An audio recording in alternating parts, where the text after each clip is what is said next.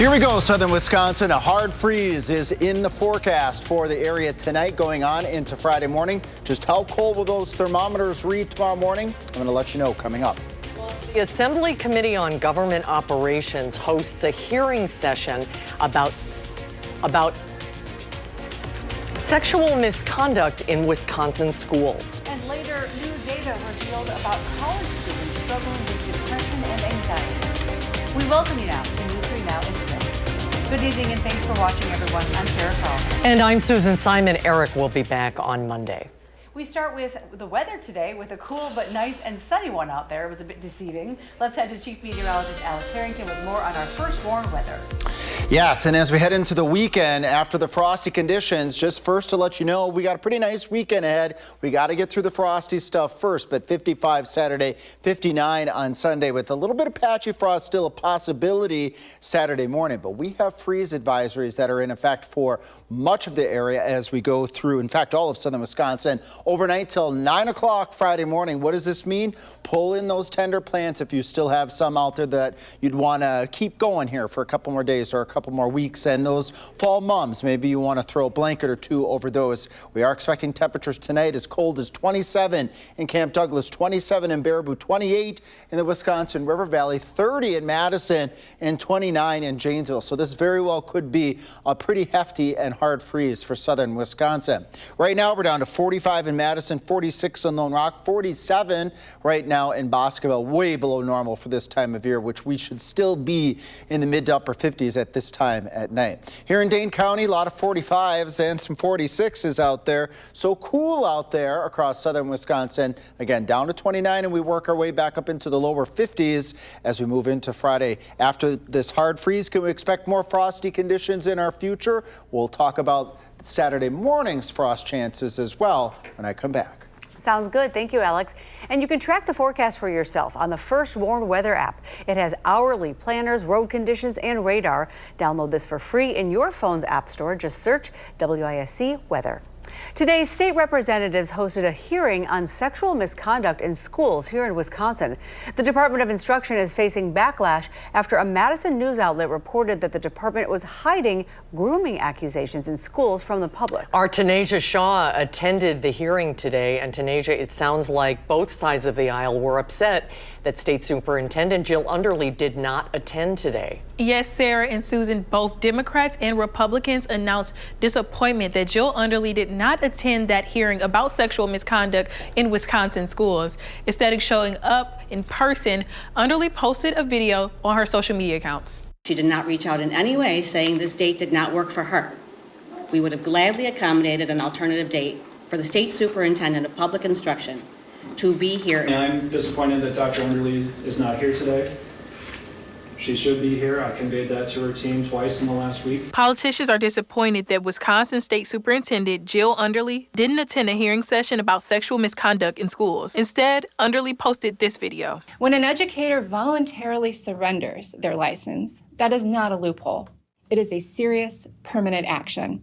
Their name is entered into a national database and is shared among all state education agencies, flagging them for educator licensing agencies across the country. Underly is responding to a local news outlet that posted an article saying the DPI hid 200 sexual misconduct cases by allowing staff to voluntarily surrender their educational license. When we have successfully removed a license, we will conclude an investigation. We will pass that information if we believe charges need to be referred to law enforcement, over to law enforcement, so they can continue and proceed down that path. It does seem like there is more and more that's happening with social media and with boundaries. And I think, again, we have a situation where it would be helpful for us to sit down and talk about, well, what do we want to clarify or add into the law, because the law is not always meeting the moment right now. And DPI says voluntarily surrendering is not a loophole, and the problem is within the state statutes. DPI can only revoke a license because of a, quote, immoral conduct. In the state of Wisconsin, immoral conduct means behavior that isn't commonly accepted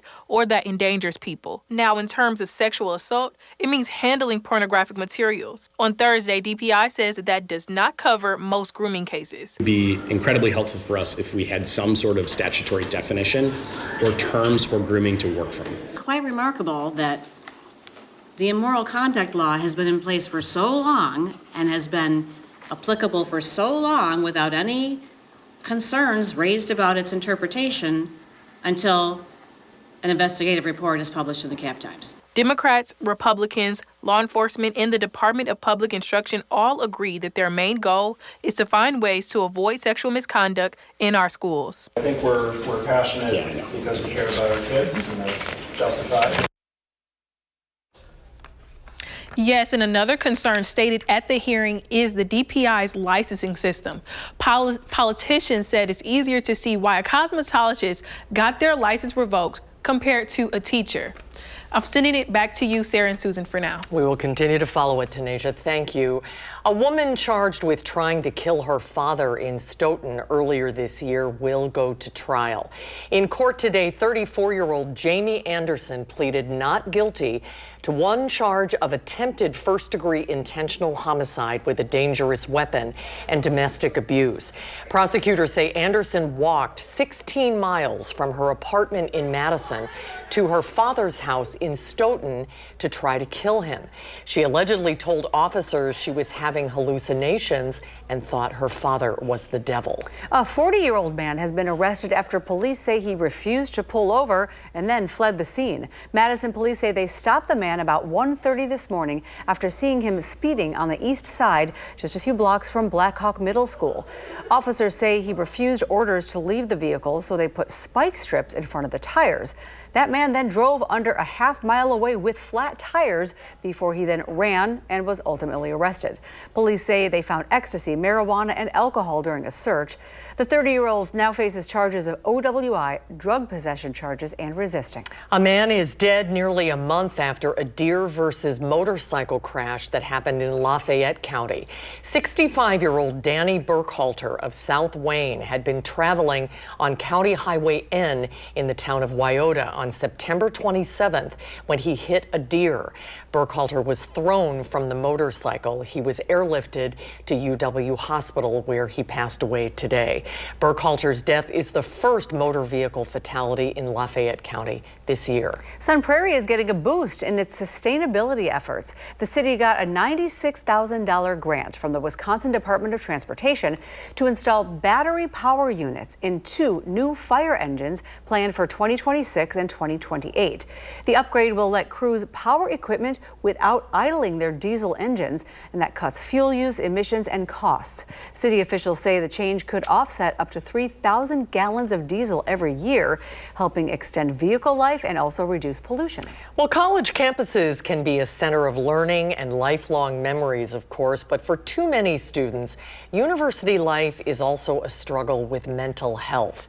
A recent study of more than 80,000 students nationwide found that 32% report troubling symptoms of anxiety, and 37% reported moderate to severe depression. Anxiety spiked during the pandemic, but some anxiety is also a natural and unavoidable part of college life. Normalizing anxiety helps. If a kid is becoming so anxious that they're avoiding things, that's a time to be concerned. The good news is those numbers have actually gone down compared to recent years due to many colleges having robust mental health resources, and there is also less stigma about making use of them.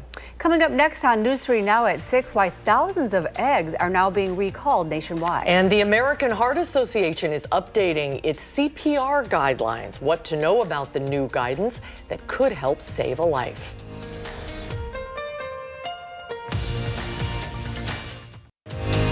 You're watching News 3 Now at 6.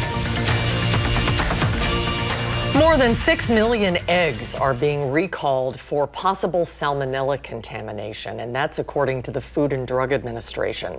Officials say the Black Sheep Egg Company recalled hundreds of thousands of egg cartons last month after testing found 7 strains of salmonella.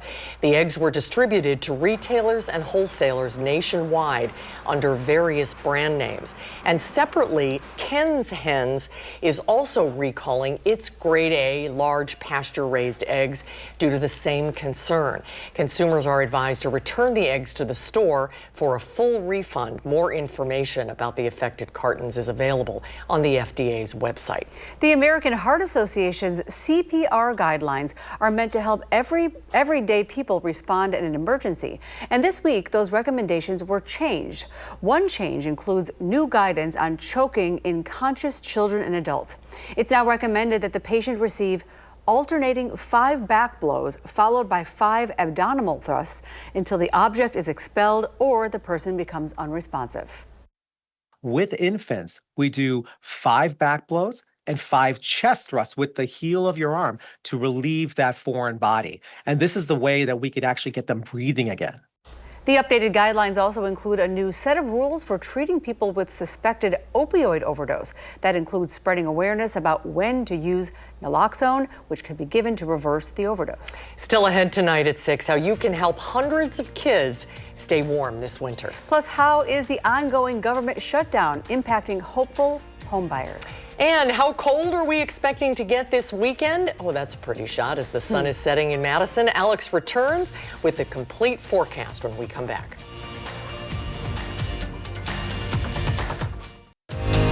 You're watching News 3 Now at 6. The government shutdown has just hit its 22nd day, making it the second longest in U.S. history.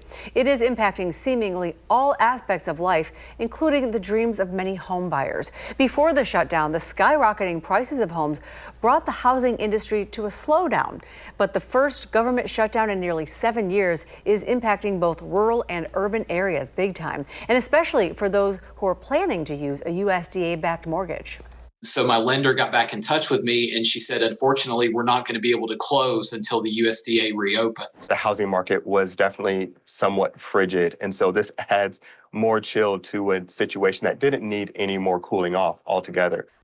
And the longer this shutdown stretches on, experts say the greater impact it's going to have on the industry as a whole and the more uncertainty it will breed. Well, happening tomorrow, we will be handing out all of the coats that we collected in our Coats for Kids campaign. From 4 to 6 on Friday, volunteers will give out nearly 5,000 coats to local families in need this winter. The Boys and Girls Club of Dane County still needs volunteers to help sort, transfer, and distribute the coats.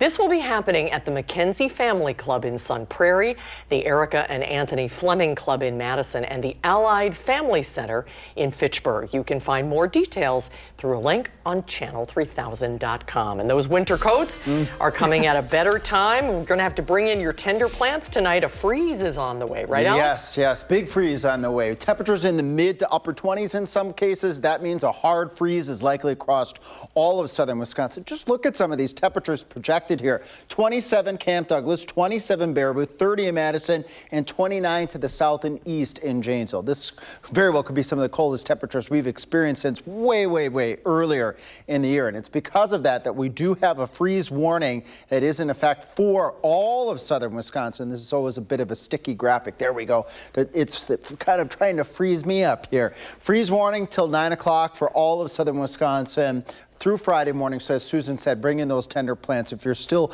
caring for any of those outdoors for the next couple days or the next couple weeks. We do warm up to 52 in Madison, 54 in Lone Rock, 51 in Baraboo as we go into Friday. A sunny day. I call this the deceptive sunshine because it looks nice outside, but it's a bit on the cool side out there.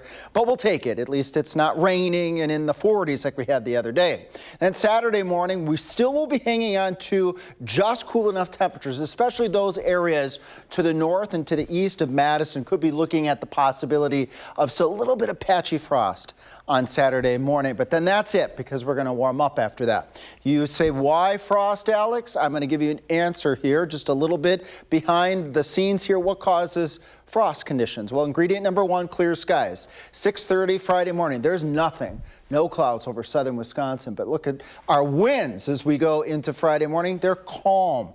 That allows all that heat to go out to space as I like to say, and that radiation going out to space causes the temperatures to cool down to the 20s to right around 30 degrees. So that's why we're having widespread frost Friday morning. As we look at the rest of the 10-day here, Saturday warming up to 55, 59 on Sunday. I don't think we're going to have frost after we get through Friday night, at least not till we get further out into the 10-day period.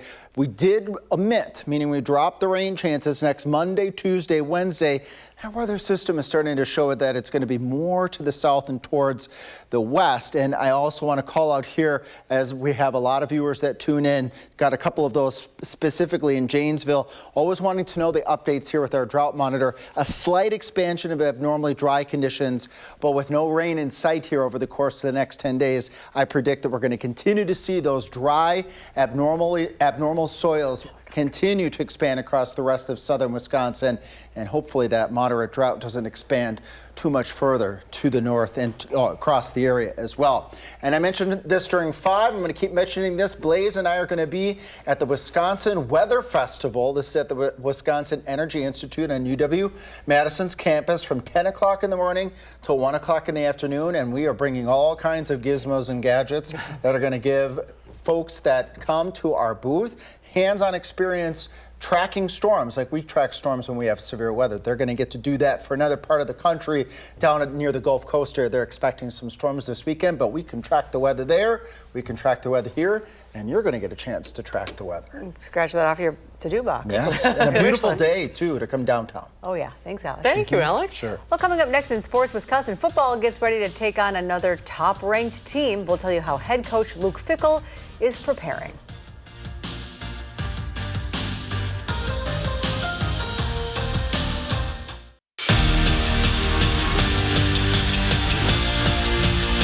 Well, the road for Wisconsin football has certainly fallen on some tough times. Luke Fickell's Badgers have lost 5 straight, and as Nash Dara reports, things won't get any easier against Oregon. The Wisconsin Badgers haven't scored a point in 8 quarters, and they haven't scored a touchdown in 11. They are currently on a 5-game losing streak and are preparing to head to Eugene, Oregon this Saturday to face the 6th-ranked Oregon Ducks. After another gut punch to the Badgers' season and 30-plus point loss, the seat of Luke Fickell appears to be scorching. But despite recent results for the third-year head coach, he is still under support from athletic director Chris McIntosh. All support is good support. You didn't have to put a letter out for me to know. I think obviously for a lot of others to know, but, having honest conversations with him throughout this entire process is something that, keeps me in the right frame of mind and the right headspace, right? I mean, we've asked about the different things that are swirling out there and whatever it is. Yeah, it affects you, but, when you've got a guy you trust, a guy that's, you call a friend that, obviously can, sit down and have some conversations with you and know where you are, it helps.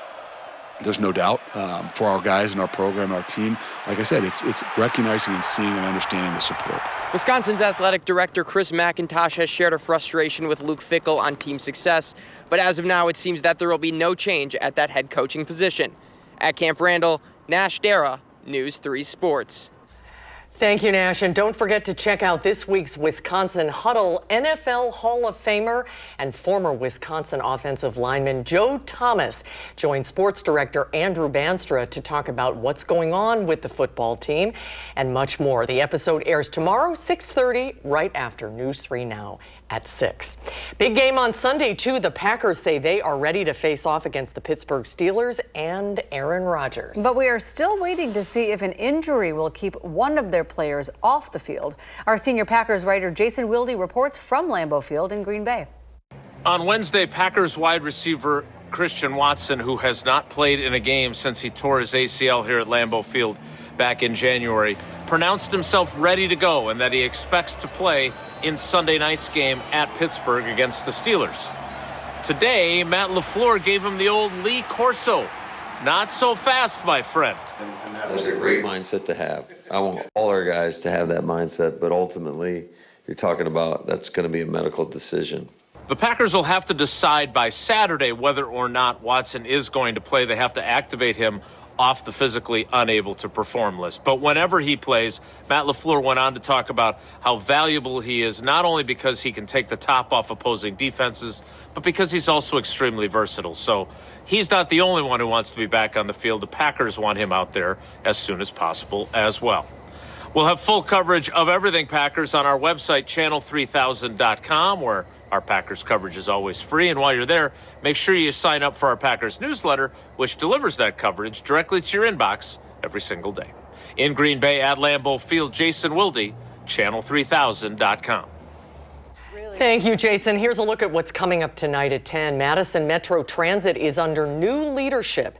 Our Maddie Heimsch sits down with the agency's new manager to get answers about the new union contract, upkeep of the red lanes, and the future of the north-south route. That's all coming up tonight at 10.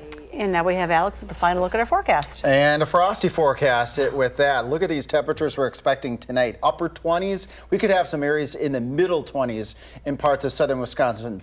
So a hard freeze is anticipated tonight. And after we get through tonight, we will eventually warm up just a little bit as we head towards the weekend, back up to near 60 degrees. But speaking of 10 o'clock, I'm going to take us all the way out to the early to mid part of November and let you know what our temperature and moisture projections are going to be for the early part of November. Don't want to miss that. We're looking forward to that. Oh, yeah. Thanks, Alex. Yeah, of course. And thanks for watching Tonight at 6, everybody. Entertainment Tonight is coming up next. And be sure to join us again at 10 o'clock. You can always find us streaming in the meantime 24/7 on Channel 3000+.